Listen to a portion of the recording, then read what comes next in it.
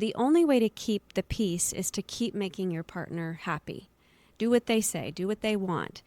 When you do that over and over again every single day, yourself, capital S, my true me, that's the muscle that starts to atrophy, okay? So now I go to therapy and my therapist asks me really basic questions that they ask everyone. They say things like, how do you feel today? Well, what does your gut say about that? And you don't know the answer because it's been so long since it got to be about your preferences, your needs, your wants. You kept the peace by not making it about you. Welcome to 3%. We're your hosts, Jamie Haig. And I'm Blake Roberts. We're two best friends, fathers, husbands, and just two guys trying to figure it out. We're also therapists, which is probably a pretty important part. That's true. And we believe that at our best, people are 97% honest with themselves and others. And it's that hidden 3% of emotions, needs, desires, and behaviors that we keep to ourselves that keep us bound to shame and loneliness, from which many of our issues stem.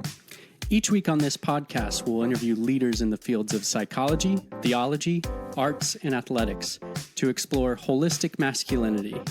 We're not here to tell you the man you need to be, but we are here to help you explore what gets in the way of being the man you want to be. We're going to help you develop courage and give you the tools to share your 3% in the relationships that matter most so you can more deeply connect with yourself, God, and others. So, pull up a chair. Let's get into it. So let's be honest. Let's be honest. Let's be honest. What's up, everybody? Welcome back to another episode of the 3% Podcast. We have a very exciting guest today. We're keeping it local. We've got a friend of Jamie's and a new friend of mine, and somebody who is, one of the more impactful voices and presence in the Middle Tennessee area and beyond, and just such a good soul and such a good human who's making a huge impact in the world. And you get to hear three therapists chat it up today. And I think buckle up. We've already buckle up. the That's what Blake always says on the podcast. Yeah, he always says the pre-convo before we even started the intro was already like we're deep in the weeds. Yeah. Just chatting. I think I can speak for both of us when I say that, Amy, you've been really impactful on our development, or even like how we are as therapists. I worked here at the Refuge Center, which I'll have Amy talk about more in a second. Blake, you never ended up working here, but I know that it still shaped both of us. Both of us have received counseling here. Yep, I was a client here. Yeah. One of my first therapists. And Oh, wow. Yeah. a lot of friends who have been therapists here. Yeah. I've had two therapists here, and then had an ethical time that I was not involved here at all. 2 years, yeah. And then I was a therapist here. And then my therapist from here was your supervisor in grad That's right. school. Yep. So, Amazing. so many connections to how we were formed as therapists by the Refuge Center. Wow. Yep. So very grateful for you and all of your work. I would love for you to tell everybody, because I think it frames up who you are as a presence in Nashville. Like, could you tell us more about the Refuge Center, kind of where it came from and the why of the Refuge Center? Would And love to. also maybe a brief overview of where we're even sitting. Because I forgot to mention, for those who are watching, Oh, yeah. we're not in our normal space. Yeah. We are actually in Amy's office at this gorgeous campus, Unbelievably beautiful campus. which is newer. So maybe tell the listeners a little bit about where we're at too, because it's really special. Love to. Thank you guys for having me. Such an honor. Such an honor. So my name's Amy Alexander. I'm the CEO and co-founder of the Refuge Center. My dear friend Jennifer and I started this organization about 21 years ago. So Wow. 2005, about 6 days after getting our master's degrees, we opened the doors. 6 Wow, days. I didn't know that. Yep. I didn't know that Yeah. part. So were you guys already plotting it through grad school together? Yeah. So, so in 2005, my cohort every single one of them was opening a private practice. You know, the recession happened in '08, but in '05, the economy was still very strong. And so people were just automatically moving into private practice and doing really well because people could afford kind of full fee therapy. Yeah. But I had been working at the YW domestic violence shelter, and I thought, if I do that, if I go into private practice, I'm not sure I'll ever see those women again. I don't think they could afford to walk through the doors. And so I had a history in social work. I had worked a lot in alternative schools, whole separate part of my story, but I had lived in Compton for a year in an abandoned nightclub in the middle of territory run by the Rolling 40 Crips. So totally different part of my lived story. in At 46th and Western. What? Yes, Wow. yeah. I lived there just as a member of the community. I didn't want any authority. I didn't want to be a social worker or probation officer. I just wanted to live in that community. And 2002 was the deadliest year in South Central's history. So saw a whole lot of things. But I just had a heart for people that were suffering. You know, I grew up in Spokane, Washington. I love the Northwest. I love being from there. But we grew up in a neighborhood that was full of addiction. The man in the house behind me ran a meth lab my whole childhood. Wow. And then we had a lot of immigrants that came from the Ukraine and the Philippines, Vietnam, Russia. And so families would move into the neighborhood and then all of a sudden be gone. There was a lot of transients. And so I just grew up knowing that people suffered, that people had a hard time. Like I wasn't immune to that. And so I've always been drawn to hard places. So anyways, all the cohort was private practice. And I thought we've got to create a space that's affordable for anyone. Wow. So we opened our doors with the premises to make therapy affordable, excellent, and accessible, because those don't always go together. Right. Sometimes you get affordable and it's really poor quality care, high turnover, cinder block walls, or you get excellent and not everybody can afford that. Right. So what if in nonprofit there could be a place that served everyone? So the heartbeat of Refuge, first of all, it's that everyone matters. Everyone matters. And no matter who you are, what you've done, what's been done to you, what zip code you live in, your title at work, how much money you make, when you walk through our doors, you deserve the very best access to care and healing. That is the heartbeat here. 20% of our clients, as of yesterday, 461 clients this year we've served live below the poverty line. Wow. And then 20% of our clients are able to pay the full fee and everybody in between. So we have 73 therapists. They all specialize in something different. We have a whole child and teen wing. We do neurofeedback. We do music therapy, art classes, yoga classes. Those are all $10 drop in. So it's just a really special place. We were hearing about the yoga Yeah, we and the got the art tour. classes this morning. And I was just like, I know this was a part of the dream moving over here, but what a beautiful thing to see the fruition of. You are coming and experiencing somatic therapy by signing up for a yoga class, and you don't even know. You don't even what know you're it. walking And into. Donna's a somatic therapist. So yeah, I mean, we have a hydro massage room. So clients will come in, they'll do their hydro massage. Oh, They I'm go going to there after somatic this. movement. They stay for art. Yeah. And just it's a whole day for them. Yeah. It's fascinating to hear that, because you're, in some ways, like, we're in the stage that you guys were Yeah, right. 20 some odd years ago, where you're right. like, we're a little bit into it, but like we still have all these big dreams and visions for this, and then now we're like sitting in the space that you dreamed and envisioned about, probably even more. Is this what you dreamed? Not at all. This physical Not space? at all. I always said that Refuge felt like driving a car down a dark road at night in the fog. Oh. I couldn't see 5 feet in front of me. I had no idea what was ahead. But I knew if I stayed close to that white line on the side of the road, I'd get right where I was supposed to get to. And that white line was our faith and our values. Our belief that everybody that comes through these doors deserves phenomenal care. And our faith that God would help us be who we needed to be here. But no, we didn't dream of being a certain size.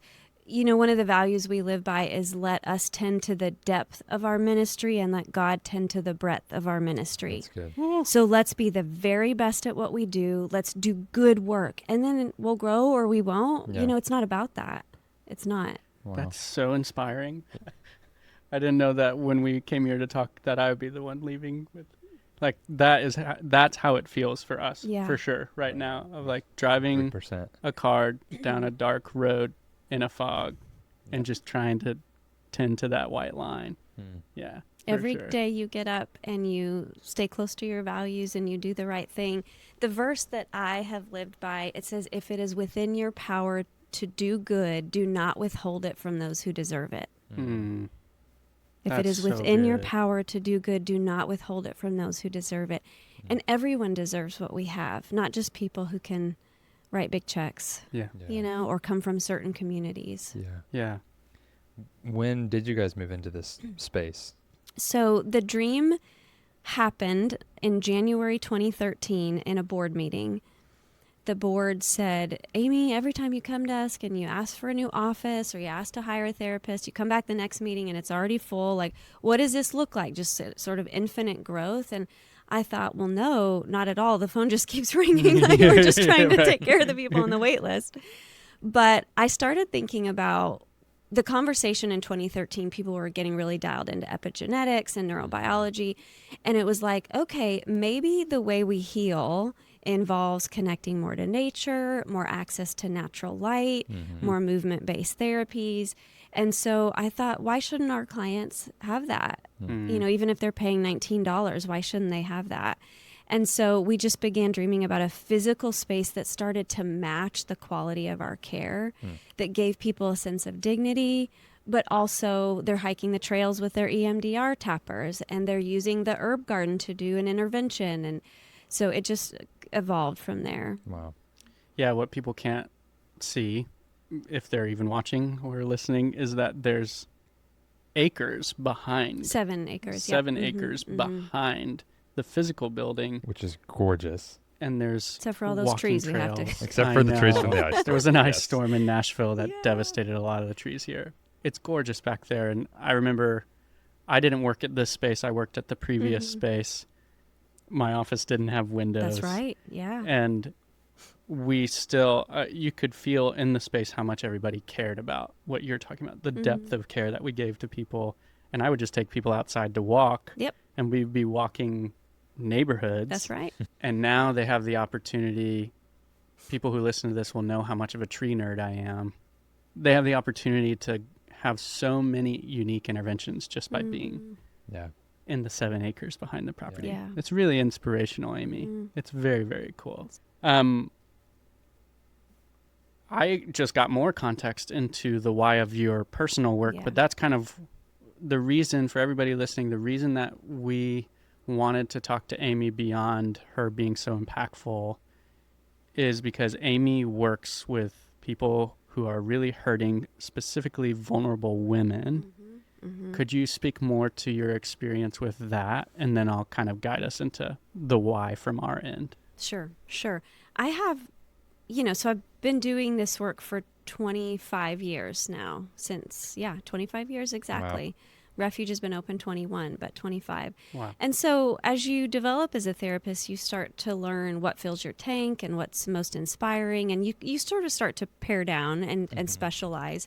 And so there's 3 groups that I work with, but the group I have worked with the longest is victims of intimate partner terrorism or domestic violence. So my first job during grad school was at the YW Domestic Violence Center, 52-bed facility, so a very large facility with a lot of women and children who are in hiding. They are not safe to be in the community because their abuser is pursuing them.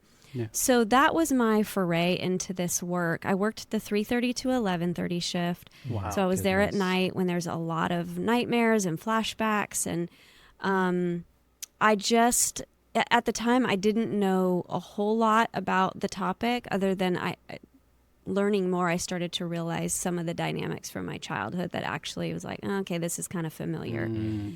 But what I learned is that you are working with women who are staring down their greatest fear and somehow gathering the courage to get up every single day and keep moving forward. Wow. And I think it's the greatest blessing in the world to do this work. Yeah. Yeah. So you go from that shelter, you continue that work when you Yeah. move here, you kind of end up specializing. Yep. Worked there for 4.5 years. Brought that knowledge to Refuge. We do a lot of training on that topic here. But in the meanwhile, I was missing shelter work. I was missing that really raw, vulnerable state when women come in. They've been physically injured. There's pending court cases. And so I started serving at our local domestic violence shelter. It's called Bridges Domestic Violence Shelter here in Franklin, undisclosed location. But I have now been serving there one night a week for 16 years. Wow. So I provide free therapy I was there last night. Really? So free therapy to the women that live there. So I'm still really immersed in that. Yeah. Mm-hmm. Yeah. Boy. I'm curious. We go so many different directions.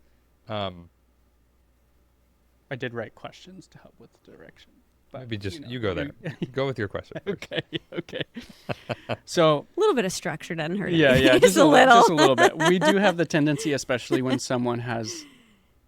we find someone really inspiring, we do have the tendency to go off the rails a little bit. Mm-hmm. Yeah. So I'll keep us on the rails for now. So from your working with women who are in the most vulnerable position, Yep. what have you learned? Obviously, on this show, we are we are exploring what it means to be holistically masculine. Mm-hmm. And so your work obviously is not with men, but I'm sure in your work you start to find what does it mean to be a man from what it obviously doesn't mean. Yeah. So what would you say that you have learned about what healthy masculinity actually requires through your work with these vulnerable women? Okay. So I do want to say men can be victims of domestic violence as well, and this does happen in same-sex relationships. So it feels really important to say that there's no one that's necessarily immune from this. And if it's okay for me to just back up a little bit and just kind of pour a foundation for us to start from, if that's okay. Yeah. So in the 1980s, there was a group of women in Duluth, Minnesota, who were really having important conversations around the dynamics that were privately happening in people's homes. And what they decided through focus groups and structure conversations is there was a lot of similarities occurring. They ended up drafting a document called the Power and Control Wheel, which was formalized as the Duluth Project. And so I think it's really important that we clarify our terms just a little bit.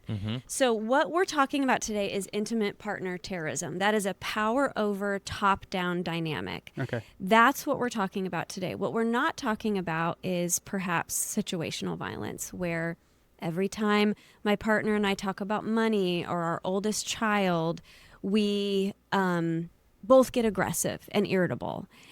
What we're talking about today is when one person does not feel safe. It's also not sort of reactive violence, which is where I've been being hurt for a long time, and this time I'm going to stand up for myself. This time I'm going to push back and fight back. That doesn't mean that you're an abuser. It just means you wanted to protect yourself from violence. Yeah. But this power over a top-down dynamic. Okay. So perhaps you guys can add this to the show notes if Yeah. you Oh, have yeah. that available. So this is called the Power and Control Wheel. On the outside of the wheel is physical and sexual violence, okay? If someone is kicking you in the stomach, physically assaulting you, you know that's abuse. Your friends and neighbors would call it abuse. You could go to the law and perhaps get a restraining order. That feels obvious to us. But what's not obvious is the things that have probably been happening for a long time that we knew felt bad, but we didn't know to call it abuse. So the first one is intimidation, making someone feel afraid with looks, actions, and gestures. It means that when we're in an argument, I block the doorway to the bathroom and I won't let you out until I'm finished saying what I want to say. Oof. It might be that during dinner, we're both kind of chopping vegetables and I just hold up the knife. I haven't lunged at you. I haven't threatened you, but I've made this gesture that makes it very clear that I could if I wanted to. So intimidation would be the first thing. Next is emotional abuse. Calling you names, making you feel bad about yourself, humiliating you in public and private. Most people, women would tell me, I'd rather take the physical punishment. I never, ever, ever forgot the words that someone spoke to me. Wow. Ever. Words matter a lot. Yeah. The next thing is isolation, okay? I'm going to limit where you go, who you talk to, who you spend time with. I want your passwords. I'm checking your emails. I'm checking the odometer on your car. And here's one thing that's really important, especially for the listeners who may be in this dynamic. In this relationship, the only way to keep the peace is to keep making your partner happy. Do what they say, do what they want. When you do that over and over again every single day, yourself, capital S, my true me, that's the muscle that starts to atrophy, okay? So now I go to therapy and my therapist asks me really basic questions that they ask everyone. They say things like, how do you feel today? Well, what does your gut say about that? And you don't know the answer because it's been so long since it got to be about your preferences, your needs, your wants. You kept the peace by not making it about you. So it's almost this mildly non-clinical dissociative state of like, I don't know how I am or what I need. Okay. Minimizing, denying, and blaming. Every time you bring up a concern or a grievance, the finger gets pointed right back your direction. And the message is, abuse is not happening. It's not that bad, or it's your fault if it happens at all. Ooh. Using the kids, putting kids in the middle to relay messages. Maybe you say, hey, Johnny, would you mind loading the dishwasher? Partner says, actually have a seat. In this house, men don't touch the dishes. So undermining authority of one parent. Okay. Privilege. Because of my gender, how much money I make, because of what my family told me. I am master of the castle. I make all the decisions. I decide who does what around the house. I decide who knows about which bank accounts. But I'm the master of the castle. With that comes image management. This profile of individual really likes to look good to people. They like to look good to therapists. They like to look good to pastors, anyone of authority. So we think we're going to come in for therapy and finally get to tell the truth. We think, oh my goodness, I finally get to talk about what's happening in my home. So I do that, and then I've made my partner look bad. And there's a price to pay. There's a price to pay. So it's not actually safe to do couples work unless both people are physically and emotionally safe. Okay? Both people need to be physically and emotionally safe to do couples work. Just a couple more. Economic abuse, right? Not knowing about certain accounts. I can't tell you how many women have gone to court and maybe had to hire a forensic accountant, and there's all this money they never knew existed, didn't have access to. Really? Oh, wow. And then last but not least is coercion and threats. If you leave me, I'll kill myself. If you leave me, I'll hurt you. Threats to, even veiled threats, like threats to withhold intimacy, those kinds of things. I had a woman, her husband made a list of the 12 things that made a godly wife. Ooh. And if she lived up to that list, then on Friday nights he would have sex with her. But if she fell short of the things that made a godly wife, then he would withhold intimacy. Okay, so these are the core tenets. There's also a cycle of what happens: honeymoon, seduction, peacemaking. You know, then we have this buildup of tension and an explosion. That's its own thing. But these are some of the behaviors that we get really concerned about. Yeah. Is that, I think I've read about that cycle. Did Michelle Mays write about that? Betrayal bind or something like that? Before that even. Okay. Yeah. So most relationships start off good, of course, because if we went on a date and someone socked us in the stomach and pulled our hair, we would not go out on another date. Yeah, right. So they start off really good, in fact. A lot of times this profile of individual can have a pretty charming demeanor, very charismatic. And we're thinking, this is the best it's ever been. They're so interested in me. They want to be with me all the time. And it's this honeymoon phase. At some point, it could be 6 months in, right after the honeymoon, but we entered the tension building phase. So Lundy Bancroft, in his book, Why Does He Do That? He would say, this is where my partner starts tilling away negative grievances against me and stockpiling them to be used as weapons later. Oh, wow. I feel that my partner is irritable. I feel they're frustrated with me, but I don't know why. I know last night they were mad that dinner was cold. I know before that my skirt was too short at church. Before that, they said I looked at the gas station attendant the wrong way. But it's like there's this moving list of things I'm always getting wrong, and I can't figure out how to make them happy. And then at some point there's an explosion that could be physical or sexual, but it's just that the power dynamic shifts. Sometimes it involves beginning to harm animals. It can be berating you in the middle of the night, shaking you awake and just berating you for all the things they don't like about you. You don't ever leave me. No one else would ever want you, you know, those kinds of things. But it's not a straight line. Where are we right back to? Honeymoon, seduction, peacemaking. Yeah. I'm so sorry. This will never happen again. We'll see a therapist. We'll see a pastor. All of a sudden I'm helping with diapers in the middle of the night. Okay.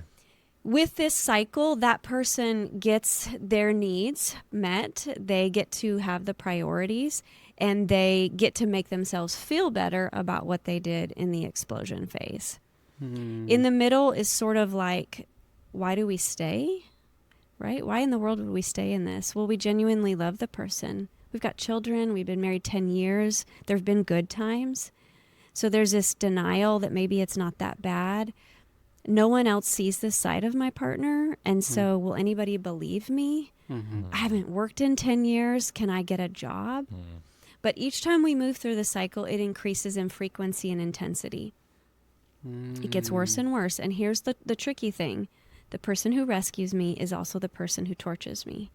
The rescuer and the torturer are the same person. And so that makes me feel very confused. Yeah. Yeah, I know you mentioned earlier, which I think is a very helpful framing, that like this happens in same-sex relationships. This happens, the man can be the person being harmed in these situations. As you're talking, I'm even thinking about the biggest part. People who listen will be familiar, but the biggest part of my story, what I worked on healing from, that ultimately led to me becoming a therapist, is that I was groomed and abused for 8 years. Okay. And by a male youth pastor. And it was every type of abuse. Like even some of the work that I had to do was naming that the grooming part of it was still sexual abuse, just leading to overt sexual abuse later. So you're talking about this cycle. And interestingly, I'm not like triggered, but I am feeling like, look, I know exactly how the honeymoon feels, and the questioning of like, why do I care about this jerk? And like, why do I feel subservient to him? And yeah, it's interesting thinking about how familiar that feeling is and how hard it is for anyone to escape, and how I even say all that because I want to humanize for the people listening. Like, maybe you've been listening to me and you didn't know that. And it's like, this can happen to anyone. That's right. Yes, it can. I come from a family that loved me. I'm an intelligent person. I'm not someone who didn't have means or access to care. And this happened to me. I grew up in the safest city in America for 10 years running during my childhood, and this happened to me. So I wanted to name that just because I do, as you're talking, I think it's important to normalize for maybe there are people listening who are thinking about past experiences. Yeah, of course. And that needs, just because it is in the past does not mean that it has ramifications that stay there. And maybe that's part of the healing you need. But I do want to come back to... Well, but step one is to be able to name it, to Yes. call it what it really was, and to have words for that. Like, again, we knew it felt bad, but we maybe didn't have words for it. Oh, yeah. And to call it what it is really, really important as a first step.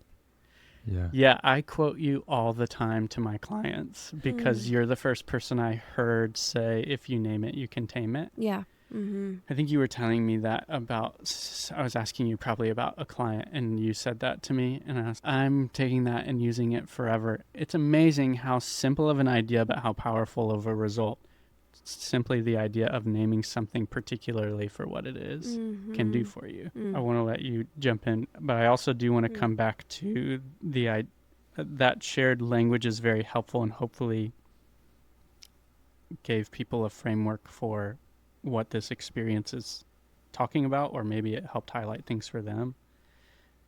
I do want to come back to the idea of what do you think, even jumping to the last question, because I sent you these questions, but the last question of if we allowed ourselves as men to learn from the experiences of women you serve, not from a place of guilt, but from a place of humility, how might that help us form a more holistic or even reshape an idea of holistic masculinity? Yeah, and there are programs that actually are really intentional about that. Here in this county, there's a program called Choices, which is for primarily men who, a lot of them have been court ordered to this program. It's really great when men come and do the program and they haven't been court ordered. And one of the exercises they do is a perspective taking exercise. And so the facilitator, she has the police reports. So like there's no sense in fudging on the details because it's all here. But she'll say, I want you to go back and write out everything that happened that night, but from your partner's perspective. Oh. What did they see? What did they hear? What did they feel? Wow, this is like active listening experiential training. Yes, all of that. Which, even as you say that, like, by the way, listeners who may not relate to the intensity of what we're talking about, I hear that, I'm like, that would be a good exercise to do after, like, a fight or, like, an argument. Because it's just so easy to always think about what it was like from my perspective and not to take the perspective of the other person. Yeah. And going back to your first question, which is maybe more of a broad and general look at this, you know, but what might women need to feel safe with a man? Yeah. And so the thing I tell my clients is they only have one job when they come here. It's show up and tell the truth. Show up and tell the truth. I cannot tell you how important it is to be able to get somewhere safe and tell the truth. Yeah. So the very first thing I would say to you, something that makes a man safe is transparency. Yeah. Say more. Well, I can't say that in a flippant way because that's probably the hardest thing any of us ever have to do. Right. Is to tell the truth. Whole reason why this show exists. Yes. Yeah, sharing the 3%. Because that's right. I think I've mentioned, we didn't even start with what the idea actually is. Sorry, Amy. That's okay. Blake and I met in Sexaholics Anonymous. Okay, yeah. And we were both working on recovering from porn addictions or sexual behaviors. And we were tasked with, making phone calls, and our sponsors kind of, blind dated us into calling each other. And we would call each other and we would be as vulnerable as we could. Okay. And I think, great question. I think when we started recovery, it would be generous to say that I was 50% honest. Pretty generous. I would talk about, like, when somebody asked me how I was doing, I would say what I was doing. But I, like you were just mentioning, with someone who shows up and has no awareness of what they actually feel because it hasn't been about their needs or emotions for a while. Right. There you go. I turned that off in abuse. Yep. And so my entire life became about hyper arousal performance so that people thought I was still good. And let me say that when you needed your body to protect you, when you needed it to fight or flight, and it didn't or it couldn't, you cut off from the neck down. Most people do, because my body didn't take care of me. It didn't do the thing I needed it to. So now I don't trust it anymore. Yep. That's right. Yep. And ultimately, that's why I was trusting my addictive behavior, is because it detached me from how I felt. And so it was protecting me. Yeah. And so part of what I wasn't honest about, I was in the room for 12-step, but I still wasn't calling and being like, this is what I'm planning to do later this afternoon. Yep. I would call afterwards and be like, I acted out again. And that was like the that was like the move towards more honesty. And eventually I think as I found more safety with Blake and our safety with each other expanded our window of tolerance with each other, we grew all the way to the point of sharing 97% of what was honest. And that was like shocking to be around. 97%. Yeah. Painful to be around it. Painful to say. Yeah. Scary. Scary. All the fears of what ultimately we needed our addiction for to keep us numb from, it was pushing past those to give 97%. Yeah. And then we recognized that the thing that was going to keep us trapped in the cycles of addiction and detached from our bodies, detached from relationship, was exactly what you're saying, the transparency, but that final 3%. Yeah. The And things that were the most, the details, the feelings, the thoughts, the things that happened to us That's that right. we're the most ashamed of and afraid to say. Yeah. Dan Allender calls them the particularities. Yeah. But that's that extra 3% is what ultimately is healing and transformative. Yeah. So I want to highlight what's happening for me right now. You That's good. started this podcast with transparency. Yeah. You started with your own story. Yeah. And then now, a few minutes later, both of you have been transparent with me. I'm feeling really safe with you guys right now. I'm glad you brought light to that. Yeah. Because that's what it means. Yes. Yeah. And that's the whole goal. I didn't need you to be perfect. Yeah. Yeah. I just needed to know what's real. Yeah. Could you say for somebody who's listening who, you know, sometimes when you hear somebody put language to something, you hear it and you're like, oh, okay, that's what that is, or that's what I know to look for. For somebody who's listening, man or woman, could you explain like how you know you're feeling safe? Yeah. Like how does that show up? I don't think it's the same for everyone. Right. Like if we were doing a feelings check-in, top of the head to the tips of the toes, body scan, what does safety feel like in your body? Yeah. I would say I felt more spaciousness in my chest. Like I just felt like I was breathing deeper. I kind of slumped a little bit. I was getting like really interested in your story. Yeah. Wanted to lean in. Yeah. And I was just like, this is a safe man that's sitting in front of me. That's very honoring. Yeah. So transparency is huge. Yeah. I will say sometimes all of us, but men too, need to go somewhere they can tell the 97% and the 3% first, Yep. maybe before they articulate it to their partner. Please. I'm so glad you said that. Yes. Yes. Oh my goodness. I think, well, Because we say that. Yeah. Can you tell us why? Because we know now for us why. But can you please tell us why you think that? Well, I think sometimes we all shove the dark, deep, like the shame stuff, we shove it down into this black hole, and it gets kind of rotten down there. And then when it comes out for the first time, it's messy and it can feel really ugly. And that could be kind of harmful to your partner to get that super unfiltered version of the bleh. Yeah. Oh, that's so helpful Yeah. to name. Yeah. It's not dishonest. You're not lying. No, Yeah. no, but you got to go just dump your whole backpack on the table in front of other men, in front of your accountability partner, your group, and then they're going to help you sort it a little bit. Like, is that really an always thing? Do you always feel that way about your Yeah. wife? Right. Ooh. You know, Right. like Yeah, some yeah. of that. Yep. Yeah. And then you're going to be able to go to your partner and you're going to be able to say it in a little bit more regulated way, Yeah. maybe a little kinder. Yeah. Being compassionate towards the felt experience of receiving that information. Yeah. So transparency is huge. And then I've already started talking about the second thing, which is accountability. Mm-hmm. Yeah. And, you guys are the best ones to speak on that. Maybe you guys could share. What can men do to make themselves accountable with the goal of being a safer man?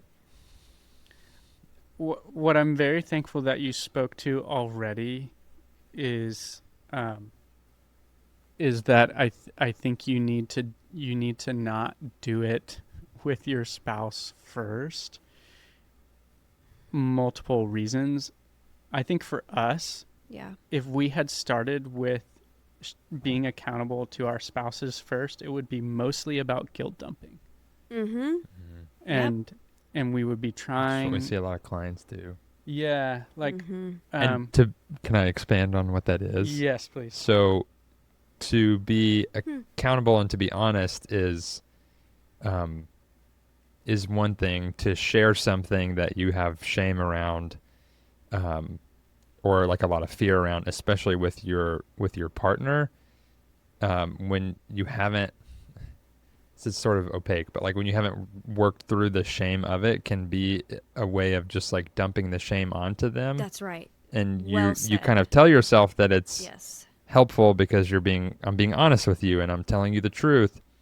But really there's this subtle, like, I'm doing it so that I can get rid of the shame that I'm feeling. And so it's actually like everything always comes back to us. Yeah. And so I have to also, like, it may be true that the motivation is to be honest and to be transparent with your partner. But if you're not also honest about the other motivation, which is to like just get rid of this feeling that I have, then it's not as healing as it could be, because you're making it more about them. And early in recovery, like, that was so true for me. So true. Yeah. And there's a part of that like gets, sometimes that's where it starts, but it was definitely a process of learning, even asking myself with what I'm about to share, why am I really doing this? Why am I really wanting to? Because I think ultimately we end up unintentionally playing the role of the abuser Yes. that you're talking about. Like, I take my need to not feel shame and guilt.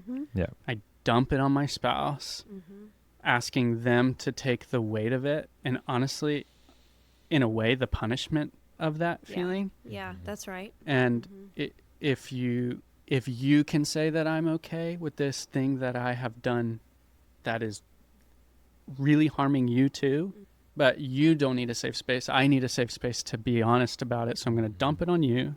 I want you to just metabolize that so that we can both feel okay with each other.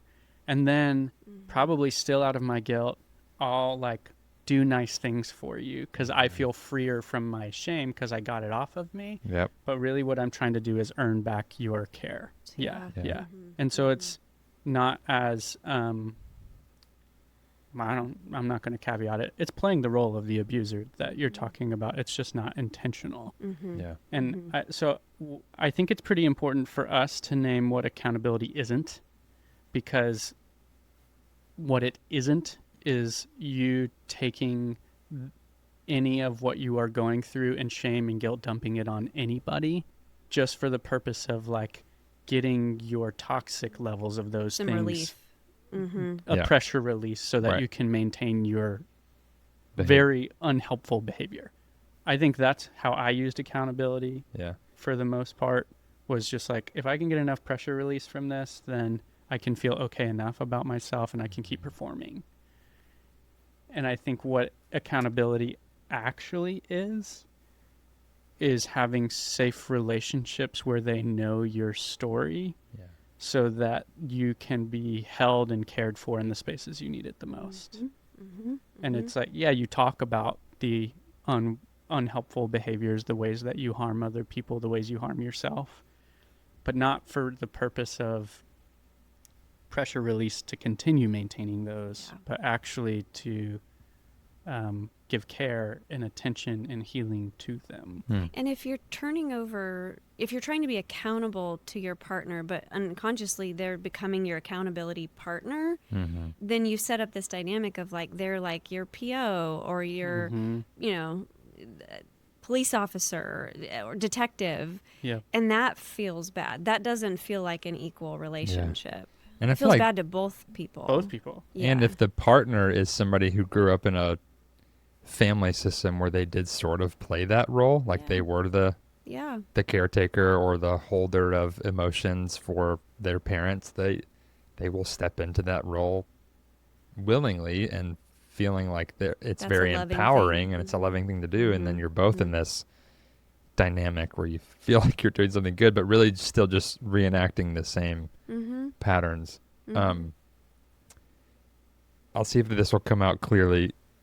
Usually on our show, Amy, I'm the one that will ramble on a thought, and then Jamie will be like, so I think what Blake's trying to say, and then he'll sum it up in a That's sentence. always helpful. Yeah. Yeah, we're a good duo there. Yeah.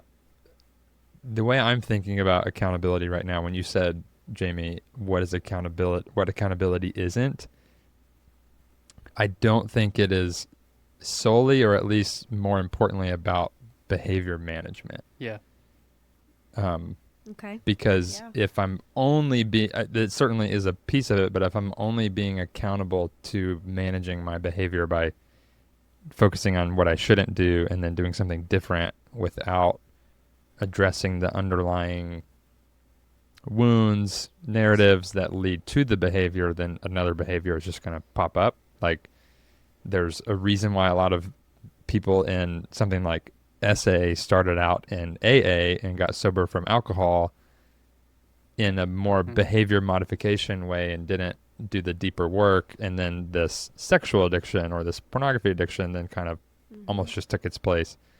And so this is where I'm like, I'll try to communicate this, but like, at least for me lately, I'm trying to think about, what does accountability look like to, how can I be accountable to the wounded little boy in me?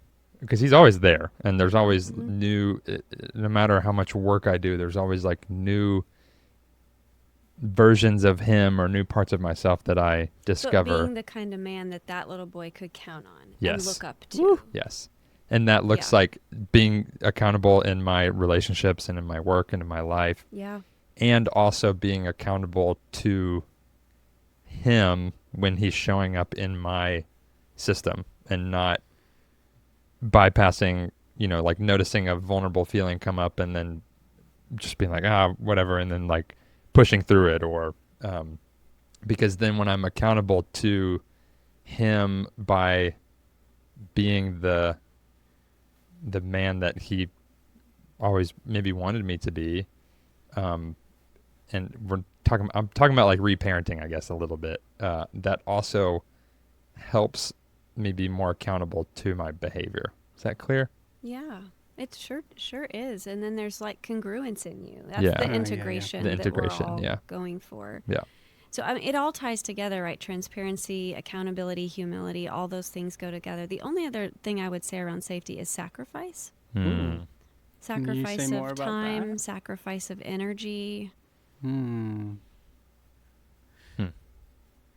Yeah, I want to hear more about what you mean and why that matters. Boy, I'm in a stage of, I want to hear about that too, because in a stage of having We both a have private 2 kids practice, under building a 4. whole other business, and then having a wife who has, not that she's the only one who had it, having 2 kids under 4 is, there's a lot of sacrifice required. Yeah. Mm-hmm. Yeah. One of your questions was kind of like, what do men think makes them safe? And Yeah. I think it's financial provision. Yep. Yep. That is awesome. Yeah. Yeah. But if I am... And it's important. Like, that is Oh. a really, Yes. we it is just important. entered into a season where my wife stopped working at her full-time job for 10 years, and I can easily fall into that. This is what it I means am to the be sole safe and financial caring. provider now, and so Yeah. I am Mm-hmm. providing and caring in this way, and that is, I'm so grateful to be able to do that. Mm-hmm. And so it's not a but it's an and, and the and is Yeah. What? Yeah. Sacrificing time to support your partner and things that are important to them or things that they need. I have a client, she always says, you know what's hot is when you pick up the Dyson. Nice. Loading the dishwasher's hot. oh, that's great. Oh, we But- should put that on a shirt. Yeah, we should. Yes, someone who is willing to, push pause on the Alabama game and, Ooh. throw a load of laundry in, like that I can count on you. That makes, And that you're not feeling like those kinds of things are above you, or that you've Yeah. assigned them to your partner because that's how it was in the home you grew up in, Right. or those kinds of things. Right. Mm-hmm. Yeah, to be compassionate to you, it might be because it's how it was in the house you grew up in, and no one's ever questioned that for you. And I wouldn't want you to, like, if you're listening to this and you're like, ouch, that hits. Like, one, let it hit. That's great. Yep. Sit in that. And to lend compassion to that little boy, it's not like he chose to grow up in the house in That's in the true. framing he grew Yeah. up That's in. true. Yeah. And that doesn't mean that you now have to perpetuate the same harm Right. done to you. Right. Mm-hmm. Well And said. that's how I would frame it for sure. Mm. Because I often say to my clients that in my own story, it's not my fault what happened to me, but it is absolutely my responsibility of Yeah. how that impacts other people and myself now. Preach. And yeah, sacrifice is like, I've said this to Blake. I don't know if I've said it on the podcast, but I feel like getting into relationship with somebody is an ever evolving mirror on how selfish I am. It's like you start dating and you're like, oh yeah, I'm pretty selfish with my time and attention. You get married and you're like, I am very selfish with my time and attention. And then you have a kid and you're like, I'm pretty sure I gave it all away. Please don't ask more. Mm-hmm. And I think it's an ever, evolving mirror of like, even in these good things, the only thought of the heart is only evil all the time. Yeah. And it's like, I just wanted to Yeah. work out this morning. That's a good thing. Right. It is a good thing. Yeah. And maybe you have to sacrifice that Yep. thing Yeah. or change that thing, and that's your form of sacrifice. Pursuit of comfort. And Yeah. we like to make things practical.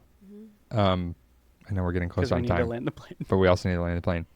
But just to give like an example of what we're talking about, especially when Amy, you're talking about how your spouse doesn't always need to be kind of like the dumping place. On the way here this morning, when you were just talking about sacrificing your morning, I'm like, Jamie, are you inadvertently talking to me on the podcast? Get out of here, dude. Like I said, 2.5-year-old, 2-month-old, Wow. toddler is sick right now. And I had the quintessential morning where it's like I finally woke up on time. Like I woke up early, even if she had been up sick. I did a little stretch, had some water, got some coffee. I sit down to open my journal to start journaling at like 5:15 in the morning. This literally the second my journal opens, I hear, "Daddy, I want to wake up." I was like, because this is also like the 4th time she's done this. And then there was a number of things after that this morning that just made it a morning before coming to be out here Mm-hmm. Yep. at 9:00. A comedy of errors. Comedy of Yeah. errors. And Yeah. even as I was walking out the door, I told my wife, I was like, I know this is not our toddler's fault, but like I was not as gracious as I wanted to be with her. And then I'm like snapping at my wife too when she asked me a question, because I'm like, you don't know the morning I've had. Mm-hmm. Not that she has to like wake up and feed a newborn or anything. But then I called Jamie on the way out here because it's just our routine. And I just like, bleh, like Yeah. just vented and said all the things that I would not say to my daughter, or that I don't even believe about her. But like, I just need to get it out. Felt that way in the moment. And if Yeah. I don't, then it's going to live inside me, and That's then it's right. going to come out like a Mr. Potato Head, like you're putting the Play-Doh in. I was Did thinking you more like say venom. One time, either you said it or you told me your client said it. I think something about if I don't feel my feelings, they just go into the basement and lift weights and come out stronger. Does that sound familiar? You should claim that if you didn't say it. 'Cause Yeah. That's good. yeah. I feel like maybe I heard that from you, but that's right. Yeah, I mean, that's exactly. It's exactly right. Yeah, it's a nice word picture. They often say in 12-step that your addiction's not gone; it's just doing push-ups, and I think it's I love that. that's kind of So the true. similar thing. Yeah. Like Yeah. if you don't, and that's ultimately what was some of our slight pushback. Don't get after us, people. Some of our slight pushback on the 12-step model Okay. is the lack of emphasis on maybe the whole care of the person and more the emphasis on the behavior. Sure. The steps themselves help you engage with the feelings Yeah. and the things that are doing the push-ups, Yeah. but often you're focusing on avoidance of the behavior Yeah. itself. It's an abstinence-based model, and it's a beautiful thing. And like you're saying, if we don't get those feelings out, they're getting in the weight room. Yep, they'll and, come out. and ultimately, they're growing in ways that we didn't ask them to. They invited other friends to the weight room. Yeah, it's a whole party down there. Yeah. Yeah, research says we all have about 3.4 blind spots. So it's What? it's the thing that everybody else knows about us, but it really is invisible to us. That's it? 3.4 areas that are completely invisible to ourselves. Yeah, and it's maybe that's the 3%, you know. Look at us. It is research-based. We knew it the whole time. But we need these iron sharpens iron people who, whether we sit down with them once a quarter Yeah. or once a week, they're from a place of love and like calling us up because Right. they know that's our true self. Yeah. That they're going to ask the really hard questions and go, I'm coming at you. Don't duck. Don't Yep. duck this one. Yep. So good. And Amy, I could just keep talking to you. It's that thing that Blank and Beckler talked about, the social engagement system. Is that what Yeah, it's I remember talking you about might it, but I don't know it, remember what Amy. it We is. don't.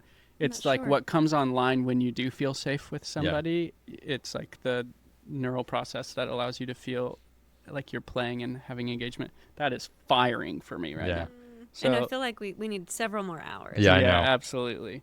But we need to land the plane too. Yeah. So we're really grateful because I know this is, we're talking about men and it's not normally your focus, but you spoke so specifically and eloquently about this, and we're really grateful for Yep. you.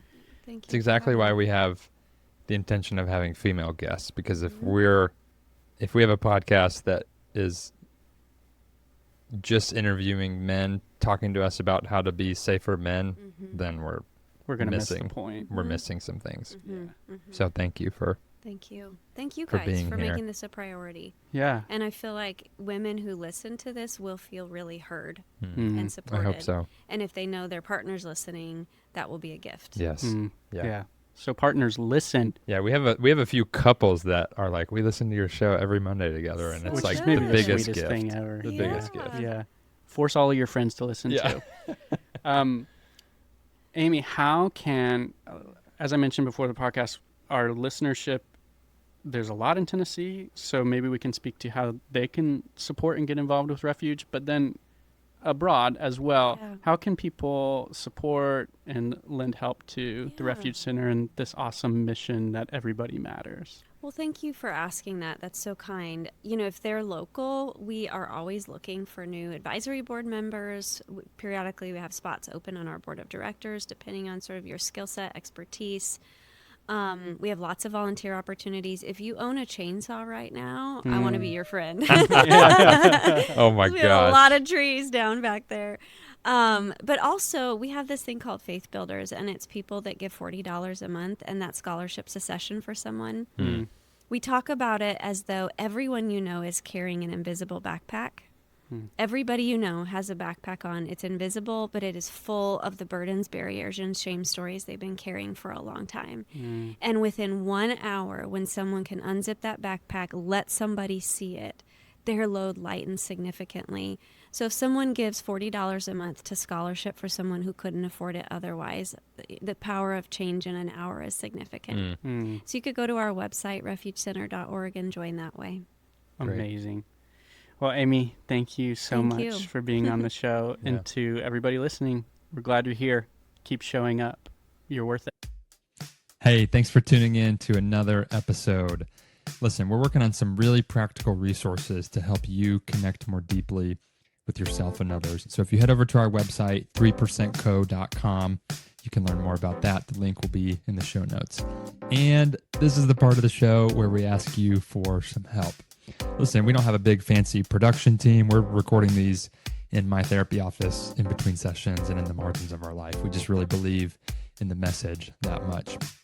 I listen to a lot of podcasts, and rarely would I take the time to review and rate a show, just because honestly, I forgot. It wasn't until we started doing this show that I realized doing that actually really does help these platforms notice our show and get the word out. And so if any of this is impactful to you, we would love it if you took a second to leave us a review rate us.